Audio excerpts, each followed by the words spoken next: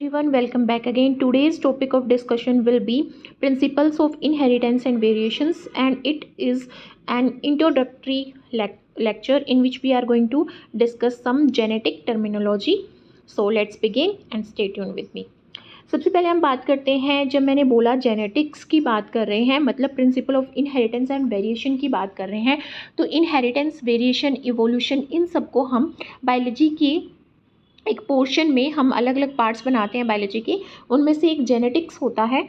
Genetics में हम क्या करते हैं, जीन्स की स्टडी करते हैं। जीन क्या होते हैं, वो फैक्टर्स होते हैं जो इन्फॉर्मेशन पास ऑन करते हैं एक जनरेशन से दूसरी जनरेशन में। तो जेनेटिक्स जिसमें हम जीन की स्टडी करते हैं, कैसे वेरिएशन आती है, हम अपने पेरेंट्स से कैसे डिफरेंट हैं, ठीक है, और हमने कैसे इन्फॉर्मेशन गेन करी अपने पेरेंट्स से, वो सारी इन्फॉर्मेशन किसके अंडर आती है, जेनेटिक्स के अंदर आती है। तो फादर ऑफ जेनेटिक्स कौन है, ग्रिगोर मेंडल है। टर्म जो है जेनेटिक्स की वो किसने दी, बैटसन ने दी। हेरिडिटी का मतलब क्या होता है, जब भी कोई जेनेटिकल करेक्टर मतलब मेरी इंटेलिजेंस है, मेरी हाइट कितनी होनी है, मेरी स्किन का कलर कितना होना है, आइरिस कलर कितना होना है, ठीक है, मेरे में मेरे जो हार्ट होगा वो 4 चैम्बर्ड होना है या नहीं होना, मेरी किडनी कैसी होनी है, ठीक है, तो वो सब इन्फॉर्मेशन मेरे पेरेंट्स से मेरे में आई, तो वो किसके थ्रू आई, जीन्स के थ्रू आई। बट ये पासिंग होना, इन्फॉर्मेशन का पास ऑन होना हेरिडिटी कहलाता है।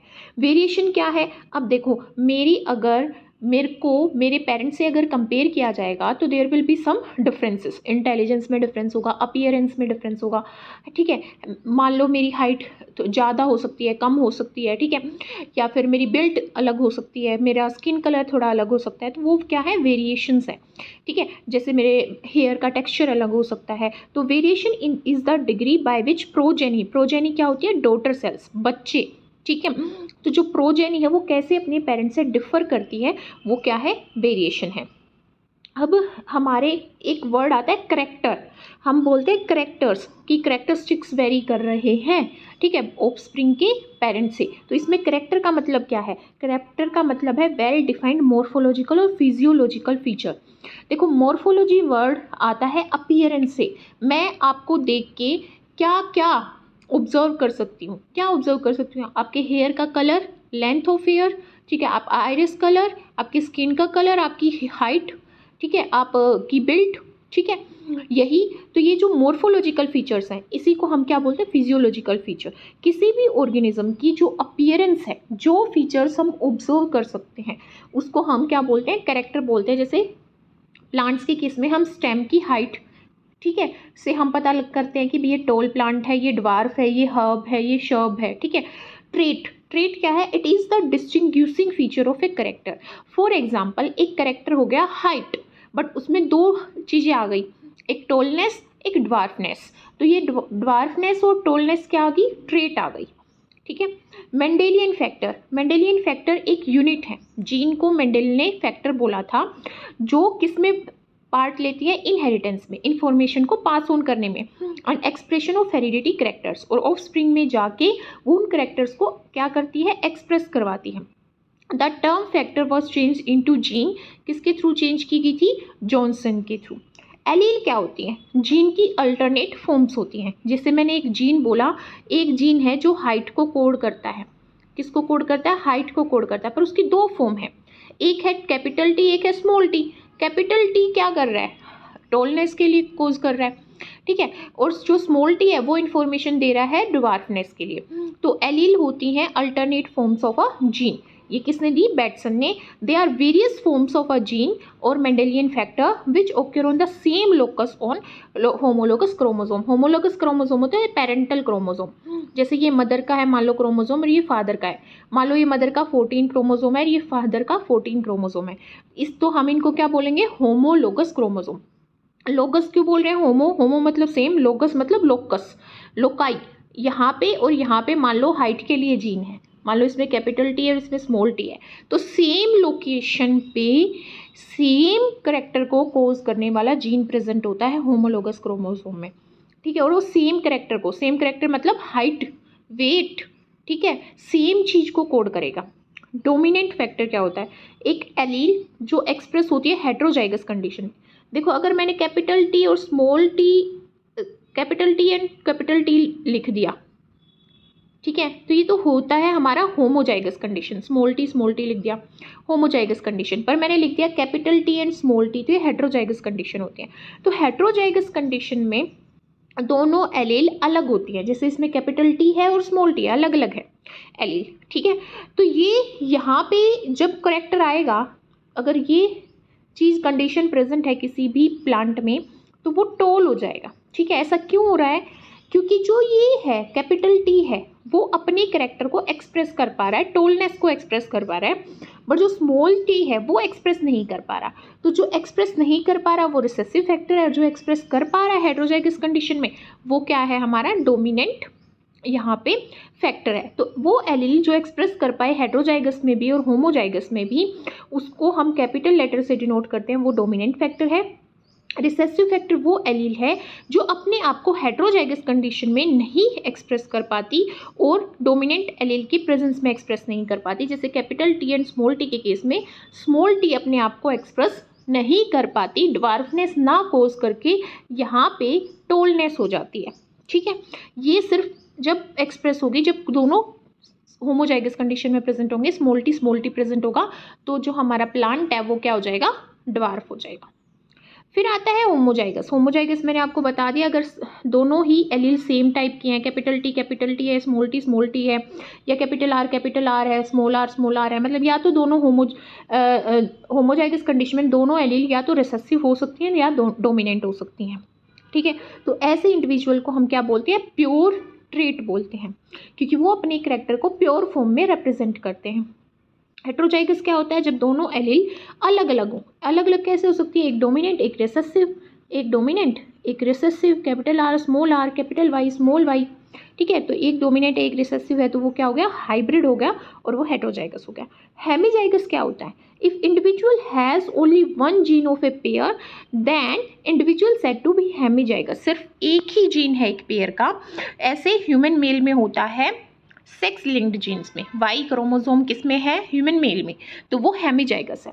मोनोहाइब्रिड क्रॉस क्या होता है, मोनोहाइब्रिड क्रॉस का मतलब होता है जब हम सिर्फ एक कैरेक्टर को डील कर रहे हों, एक ही कैरेक्टर को दूसरे कैरेक्टर से क्या करवा रहे हो, क्रॉस करवा रहे हो, या फिर हम बोले कि हम यहाँ पे स्टडी कर रहे हैं इनहेरिटेंस की, किसकी इनहेरिटेंस की, सिंगल कैरेक्टर की।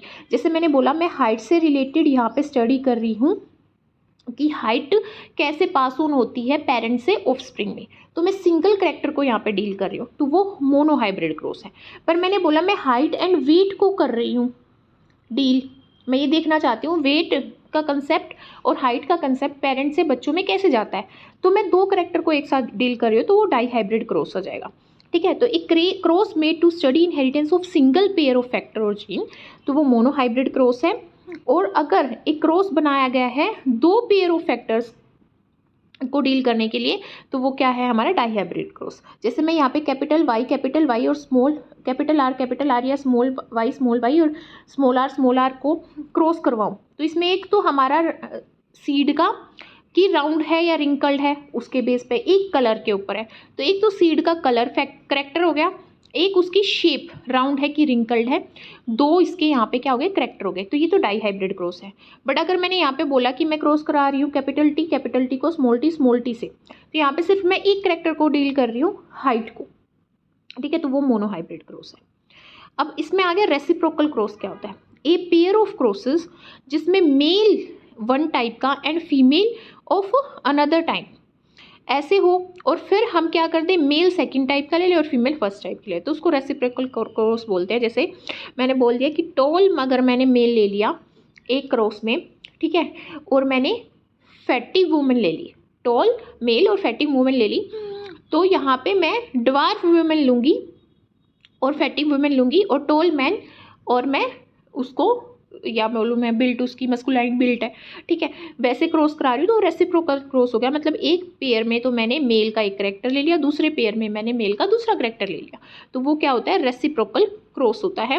ये क्रॉसेस यूजफुल होते हैं सेक्स लिंक्ड कैरेक्टर्स या फिर डोमिनेंस को का पता लगाने के लिए, जब हमें नहीं पता होता कि हम जिनको क्रॉस करवा रहे हैं उनके कैरेक्टरिस्टिक्स क्या हैं, तो हम रेसिप्रोकल क्रॉस से ये पता लगाते हैं कि कौन सा कैरेक्टर डोमिनेंट है और कौन सी डिजीज है जो सेक्स लिंक्ड है।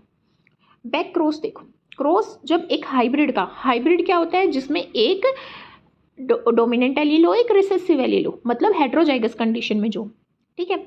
जब हम हेट्रोजाइगस कंडीशन में जीनोटाइप को कंसिस्ट करने वाले ऑफस्प्रिंग को उसके पेरेंटल जीनोटाइप के साथ क्रॉस करवाते हैं तो वो बैक क्रॉस होता है। पेरेंटल जीनोटाइप के साथ, पेरेंट किसी भी एक पेरेंट के साथ क्रॉस करवा दे। आउट क्रॉस क्या होता है, cross between F1 generation and dominant organism. F1 generation में जो रिजल्ट आया है उसको हम उसके डोमिनेंट ऑर्गेनिज्म के साथ क्या करवा ले, क्रॉस करवा ले। जैसे अगर मैं यहाँ पे बात करूँ capital T and small T है, ये दोनों पेरेंटल फॉर्म में है, तो ये क्या देंगे हमें, capital T and small T देंगे। सारी जनरेशन जितनी भी आएंगी ऑफस्प्रिंग वो capital T and small T के आएंगे, तो ये क्या हो गया, हाइब्रिड हो गया। अब इसको मैं इसके डोमिनेंट पेरेंट के साथ capital T and capital T के साथ क्रॉस करवा रही हूँ तो ये आउट क्रॉस हो गया। बट अगर मैं इसको small T and small T के साथ क्रॉस करवा रही हूँ तो ये टेस्ट क्रॉस हो गया, ठीक है। तो इसको बोलते हैं out cross and test cross. तो जो टेस्ट क्रॉस होता है वो होमोजाइगोसिटी या हेट्रोजाइगोसिटी को बताता है किसकी, F1 जनरेशन की। कैसे, जैसे मैंने अभी यहाँ पे बोला कि capital T small T hybrid आ गया था, उसको अगर मैं रिसेसिव पेरेंट के साथ क्रॉस करवाऊंगी तो capital T small T, capital T small T, small T small T, small T small T, ऐसे आएगा। तो यहाँ पे मेरे को क्या पता चला, अगर मेरे पास यहाँ पे रिसेसिव ट्रेट भी एक्सप्रेस हुई है, ड्वार्फनेस भी कोज हुई है, तो मेरे को ये पता चल जाएगा जो मेरा ऑफस्प्रिंग है वो क्या है, हेट्रोजाइगस है, ठीक है। क्योंकि यहाँ पे मेरा टोल भी बना, प्लांट और ड्वार्फ भी बना, इट मीन्स F1 प्रोजेनी जो आई वो क्या आई, हेट्रोजाइगट आई, ठीक है। तो टेस्ट क्रॉस हमारे हेट्रोजाइगोसिटी या होमोजाइगोसिटी का पता लगाने के लिए यूज़ करते हैं। हाइब्रिड क्या होता है, individual obtain by crossing two genetically different organism. जैसे यहाँ पे capital T and capital T था और स्मॉल टी दोनों जेनेटिकली डिफरेंट है, कैरेक्टर तो सेम है, हाइट, ठीक है, बट यहाँ पे ये टोल है और ये ड्वार्फ है, तो इनको दोनों को क्रॉस करवाते हैं तो कैपिटल टी स्मॉल टी आता है, मतलब कि एक हाइब्रिड आता है। प्योर लाइन क्या होती है, true breeding individuals which have homozygous trait due to continue self breeding. अगर बार बार अपने आप से ही क्रॉस करवाते रहें, ठीक है, सेल्फ फर्टिलाइजेशन होता रहे, तो वहाँ पे 3-4 जनरेशन तक हमारे होमोजाइगस इंडिविजुअल आते हैं और वहाँ पे क्या होता है, ट्रू ब्रीडिंग आती है। जीनोटाइप क्या होता है, जेनेटिक कॉन्स्टिट्यूएंट, जीन लेवल पे क्या एलील प्रेजेंट है, ठीक है। जैसे मैं बोल रही हूँ कैपिटल टी स्मॉल टी बोल रही हूँ, स्मॉल टी बोल रही हूँ, मैंने बोला ये तो मेरा ड्वार्फ आ गया पौधा, ये मैंने बोला टोल आ गया, फिर मेरे पास एक कैपिटल टी है, मैंने बोला ये भी टोल होगा, आ गया।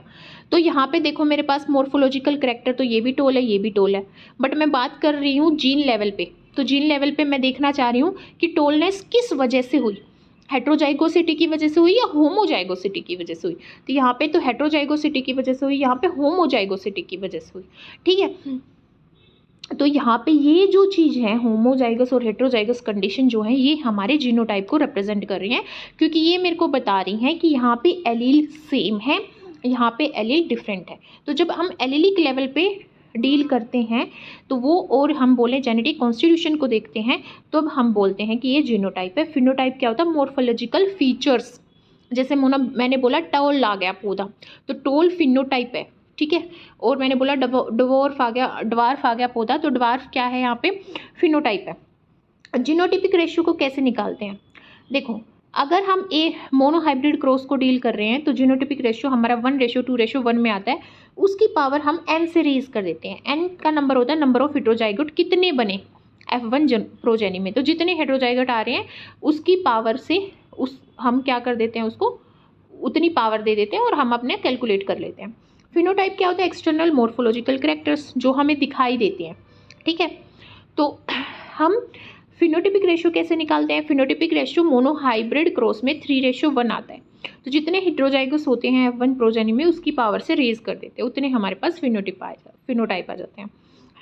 फिनोमोकोपी क्या होता है, if different genotype are placed in different environmental condition, अगर अलग अलग जीन है, हेट्रोजाइगस है, होमोजाइगस है, बट उनको अलग अलग इन्वायरमेंटल कंडीशन में हमने रख दिया, तो उन्होंने सेम फिनोटाइप मतलब same appearance, morphological character same दिए, तो इसको हम क्या बोलते हैं, फिनोकॉपी बोलते हैं। नंबर ऑफ गैमेट टाइप कैसे निकालते हैं, एन 2 की पावर n कर देते हैं। n क्या होता है? नंबर ऑफ हेट्रोजाइगोसिटी, कितने हेट्रोजाइगस हैं।